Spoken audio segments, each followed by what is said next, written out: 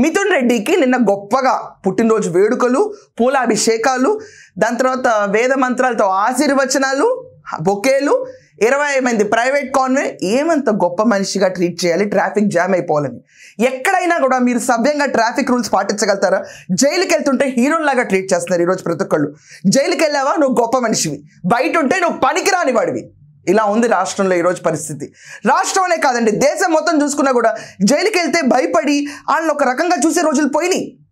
అది కూడా ఇరుక్కుంది దేంట్లో? లిక్కర్ కుంభకోణంలో.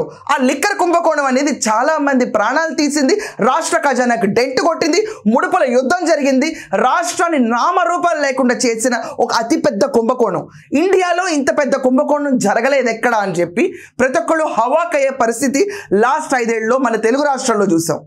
ఇది నిజంగా సిగ్గుపడాలి ప్రతి ఒక్కళ్ళు.